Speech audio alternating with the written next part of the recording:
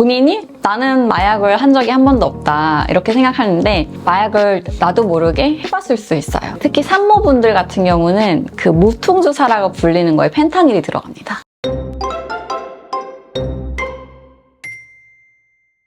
요즘 우리나라에서도 이제 마약 청정국이라는 타이틀이 이제 지워질 만큼 마약 보급률이 많이 높아졌다고 하는데요. 이런데 관심이 없으신 분들은 마약의 어떤 종류나 기능, 그리고 왜 이게 문제가 되는지, 문제가 되는데 왜 사람들은 하는지 이런 것에 대해서 궁금해하실 것 같습니다. 그래서 이제 오늘은 마약에 대한 주제를 이제 크게 갖고 와봤는데요. 마약은 크게 보면은 날 기분을 좋게 해주는 중추신경 흥분을 도와주는 그런 기능을 하는 게 있고요. 우리가 뭐 쉽게 예를 들자면 카페인이 있어요. 기분을 돋게 해주고 기분을 극도로다가 좋게 느끼게 해주는 그런 쾌락의 끝판왕이라고 볼 수도 있는 그런 기능을 하는 게 있고요. 두 번째는 환각 기능을 하는 것입니다. 색채가 다양하게 본다고도 하고 우리가 음악을 들을 때 음악이나 뭐 이런 게 색깔로 표현이 된다고도 하더라고요. 왜 글로리 그 드라마 보시면은 약을 하고 그 그림을 그리고 그리고 집단 난교를 하고 약간 이런 장면이 나오는데 그게 그 환각 기능이 있는 약을 했다고 보시면 돼요. 그런 경우에 색깔도 되게 예쁘게 보이고 어떤 사물을 보는 거나 어떤 듣거나 이런 오감에 대해서 훨씬 더 다양한 자극으로 느낄 수 있다고 하더라고요. 그래서 실제로도 많은 예술가들이 환각작용이 있는 약을 하게 되면 본인의 영감에 도움이 된다라고 이제 주장을 하는 경우도 있어요. 그리고 마지막으로는 업시켜준 걸 다운시켜줄 수 있는 그런 마약이에요. 대표적으로는 이제 대마가 이런 종류에 속하게 되는데요. 대마는 나의 기분을 조금 릴렉스 시켜주고 진정시켜주고 평소에 우리가 되게 스트레스 과민화 해서 좀 예민할 수 있는데 나의 긴장을 이완시켜주는 데 도움이 됩니다. 그래서 이런 식으로 딱 크게 세 가지 카테고리가 있고요. 요즘 가장 문제가 되는 것은 이제 펜타닐인 것 같아요. 펜타닐 때문에 미국이나 캐나다에 이제 길거리에 가게 되면은 실제로다가 좀비처럼 되어 있는 사람들을 굉장히 흔하게 목격을 할 수 있고 그래서 우리가 옛날에 밴쿠 가면 깨끗하고 아름다운 도시였는데 거기서 진짜 이제 좀비처럼 이제 구부정하게 휠체어에서 약을 투약하고 있는 사람들을 실제로 볼 수도 있고요. 마찬가지로 LA나 샌프란시스코에 가서도 그런 이제 사람들을 너무 쉽게 만날 수 있기 때문에 위험성을 많이 목도를 하게 됩니다. 우리나라는 크게 길거리에서 당장 볼 수 있는 정도는 아닌 것 같아요. 상대적으로 약을 구하기 쉬운 나라일수록 위험도가 점점 높아지고 있어요. 일단은 펜타닐 같은 경우는 크게 보면은 이제 도파민 분비를 확 시키기 때문에 어떤 신경계를 자극을 시켜가지고 신경이 약간 박탈감을 느끼게 됩니다. 그래서 신경이 약간 일시적으로 다 정지가 어떻게 보면 멈출 수도 있어요. 근데 이거를 이제 지속해서 펜타닐을 투약을 하거나 오용 과용을 하게 되다 보면은 신경 기능의 쾌락을 관장하는 도파민이란 물질이 다 소진이 되거나 신경 그 자체가 파괴가 되면서 더 이상은 내가 진통 효과를 스스로다가 만들어낼 수 없는 거. 그러니까 몸이 계속 아프게 되고 간지럽고 이런 감각적인 이상 등을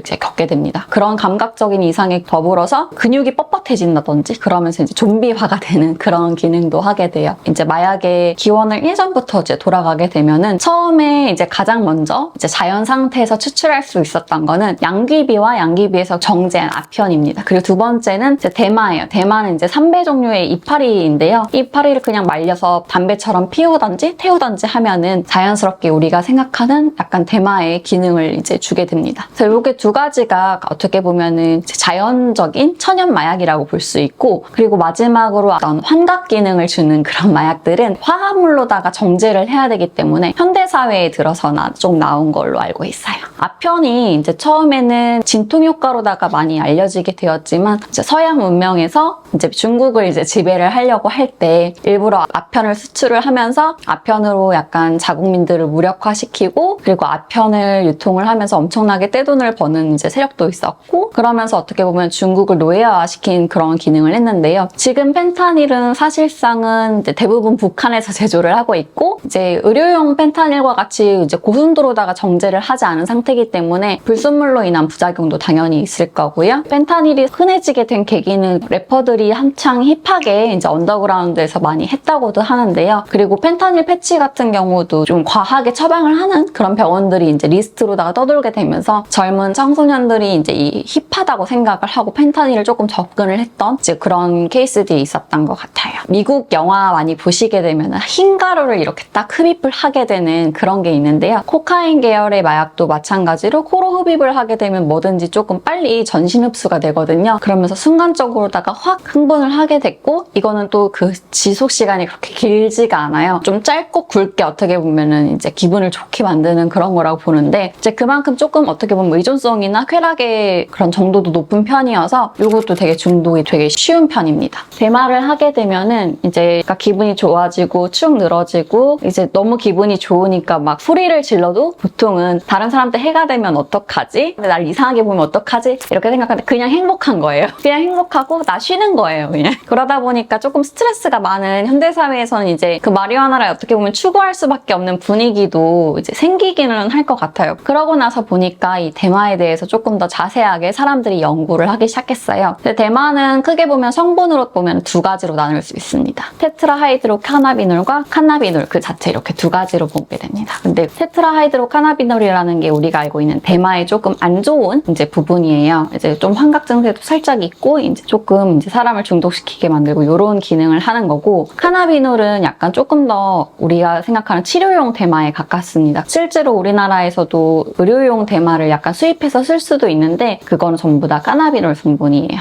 그래서 사실 대마가 어떻게 보면은 여러 중독 물질 중에서도 뭐 술이나 담배보다도 중독성은 제일 약한 물질로 알려져 있거든요. 이게 대마를 옹호하는 사람들의 가장 큰 논리인데, 왜 대마를 규제를 하고 있냐고, 우리나라를 포함한 다른 나라들은. 대마를 규제하는 원인은 아무래도 이제 사회적인 시각에서 보았을 때 공익에 부합하느냐 안 하느냐 이런 논란이 제일 큰 것 같아요. 그리고 이제 처음에 대마에 대한 규제를 풀었던 덴마크라든지 그리고 캐나다, 미국의 일부 주 이런 데서도 대마를 이제 남용을 하거나 그러면서 사회적인 문제가 많이 되고 있거든요. 네덜란드에서는 이제 커피숍이라고 하는 흔히 대마를 이제 팔 수 있는, 그리고 대마 외에도 약간 소프트 드럭이라고 할 수 있는 약들을 이제 취급을 하는 가게들이 있는데, 이 커피숍에 갔을 때 보면은 보통 이제 관광객들이 더 많아요. 이제 관광객이 많이 오는 도시에서 시민들은 이 약하러 오는 것 같으니까 계속 길거리에서 막 이제 널브러져 있고 소리 지르고 이런 식으로 난동을 피우다 보니까 사실 그 암스테르담 시민들 자체는 이걸 좀 좋아하지는 않는 것 같아요. 그렇지만 관광을 유치하는 입장에서는 그래도 이런 어떤 커피숍이라는 게 관광을 유인하는 계기도 되니까 계속 유지를 하고 싶어 하고, 대마 특유의 냄새가 약간 시큼한 냄새인데 그런 냄새들을 이제 네덜란드뿐만 아니라 이제 사실은 동유럽에 가서도 사실 심심치 않게 맡아는 볼 수 있거든요. 이게 합법이든 불법이든 걸 떠나서 젊은 유럽인들 그리고 그 외에도 옛날에 히피 문화에 있었던 어른들도 특히 서양 분들은 많이 이제 접하고 있는 것 같아요. 펜타닐은 아마 이제 그 나라별로다가 조금 경로가 다른 것 같은데, 미국에서는 펜타닐이 사실 처음 유행을 하게 된 계기가 옥시코돈이라는 마약 진통제를 조금은 남용해서 처방을 했던 기록이 있어요. 왜냐면 그 옥시코돈이라는 약물을 처음에 비마약성 진통제인데 엄청 효과가 좋다 이렇게 엄청 광고를 했거든요. 사람들한테 엄청 흔하게 처방을 했고, 사실은 지금도 되게 흔하게 처방을 하고 있는 용도로 알고 있어요. 올리버 쌤 유튜브 거기 보니까 와이프분이 미국에서 출산을 했는데 출산 후 진통제로 옥시코돈을 줬다고 하더라고요. 우리나라에서는 상상할 수 없는 일이거든요. 사실은 어떻게 보면 그만큼 쉽게 처방이 나가는 약품이기도 하고, 의료적으로 펜타닐을 한번 처방을 받았을 수도 있고, 한번 처방을 받았는데 이 펜타닐 없으면 내가 이제 죽을 것 같고, 그러다 보니까 펜타닐을 지하 세계에서도 구할 수 있을 것 같은 거예요. 근데 지하 세계에서 사실 펜타닐을 구하기 되게 쉬운 이유 중에 하나가 그 펜타닐은 합성 물질이기 때문에 단가가 굉장히 싸요. 그래서 이제 구하려고 맘만 먹으면 이제 미국에서는 다 구할 수 있고, 사실 우리나라도 어디까지 퍼졌는지는 모르겠지만 우리나라에서도 아마 구하려고 하면은 구할 수 있을 거예요. 왜냐면 이게 워낙 작은 양으로도 쉽게 이제 효과를 느끼고, 그렇기 때문에 보통 일반 코카인이나 히로인보다도 훨씬 작은 용량으로도 쉽게 이제 느낄 수 있거든요. 그러다 보니까 싼 거죠, 이게.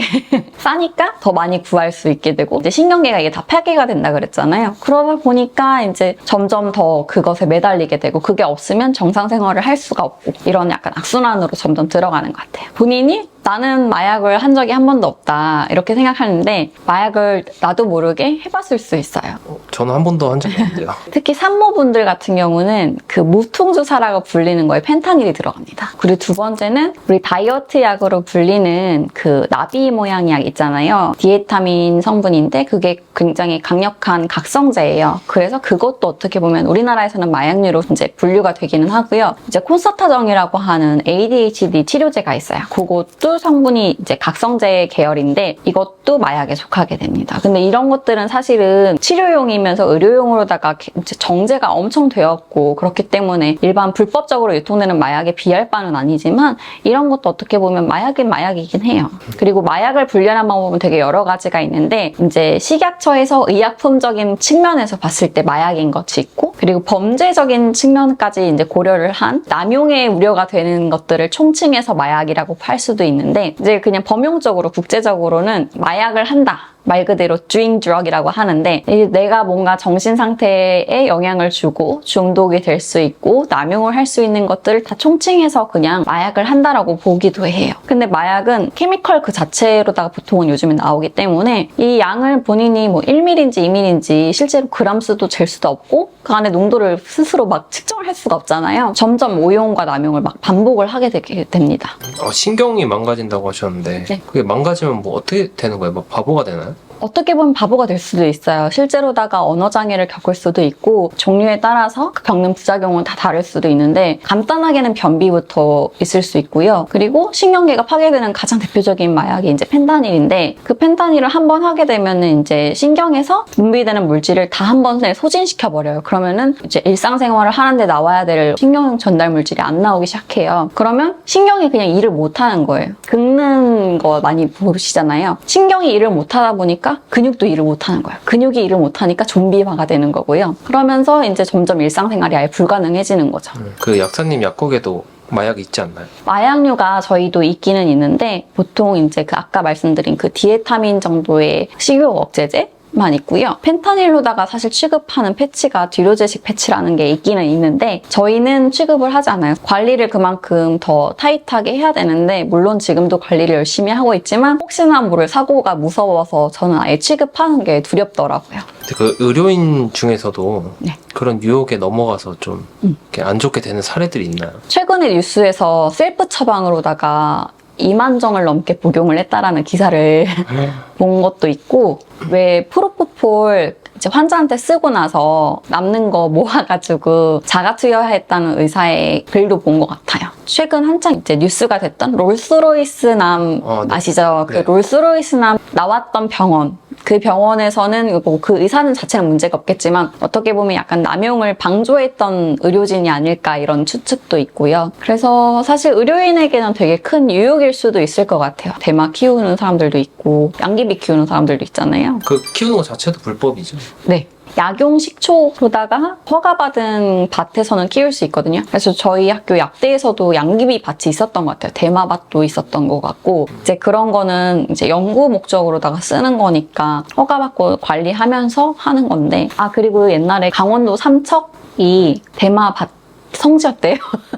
그래서 이제 사람들이 훔쳐갈까봐 그 지역 주민들과 경찰들이 항상 이제 당번을 설 만큼 그랬다고 하는데 그 대마는 의료용이나 어떤 오락용 대마는 아니고 말 그대로 삼배를 짜기 위한 그런 대마의 종류를 이제 키웠던 것 같아요. 그 영화 같은 데 나오는 그런 마약류들은 이제 펜타닐보다는 이제 코카인이나 그쵸. 왜냐면 펜타닐은 상대적으로 등장한 지 얼마 안 됐고 울프 오브 스트리트 이런 영화 보면은 막 디카프리오가 이렇게 코로 흡입하는 그런 것들은 이제 코카인이고 클럽에서 섹스를 하기 전에 먹는 것들이 이제 히로인이고 마르코스 넷플릭스에 나오는 그 사람이 점점 그 마약을 진화를 하면서 다뤘던 것 같아요.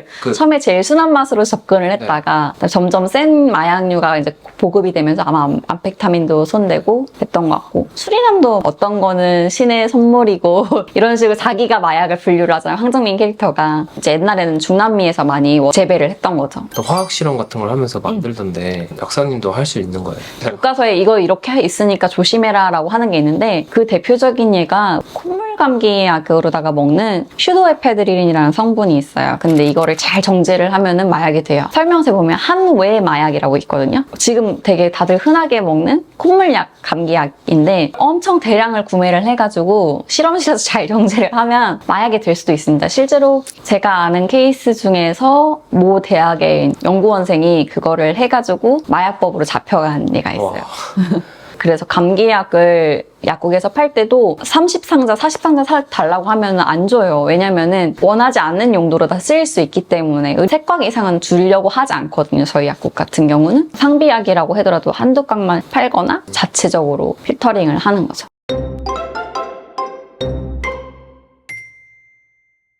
오늘 마약에 대해서 전반적으로 말씀을 드렸는데요. 사실 마약에 대해서 관용적으로 접근을 하시는 분도 계시고 저처럼 조금 더 보수적으로 접근을 하는 사람도 있어요. 사람마다 다 다른데 저의 입장은 내가 아무리 좋은 사람이어도 컨트롤할 수 없는 영역은 가지 않는 게 낫다라는 입장이에요. 왜냐면 사람도 어떻게 보면 동물이거든요. 내가 나를 제어할 수 없는 순간이 분명히 있어요. 우리가 술을 먹다가도 어느 순간 술을 더 먹고 블랙아웃이 되는 것처럼 그 어떤 선을 넘지를 않았으면 하는 게 저의 개인적인 바람이고, 그래서 저는 이제 사람들마다 주장하는 게 다르지만 대마가 합법화되지 않는 우리나라가 좋아요. 왜냐면은 대마가 합법화가 된 나라들을 실제로 가보면 대마로다가 취해져 있는 사람들이 막 길거리에 너무 많은 것도 싫어요. 왜냐면 사회적인 질서를 흐트러뜨린다고 저는 생각을 하거든요. 그리고 일상생활 안에서도 내가 행복을 찾을 수 있어야 되는데 사람이 자꾸 어떤 약이든 카페인이든 이런 거에 점점 의존을 하게 되면은 스스로 통제권을 조금 내어주는 격이라고 생각을 하게 됩니다. 오늘은 마약의 종류랑 역사 뭐 이런 것도 조금 그냥 가볍게 다뤄봤는데 이런 것들을 그냥 알고만 계시고 호기심의 영역으로 가지 않으셨으면 좋겠습니다.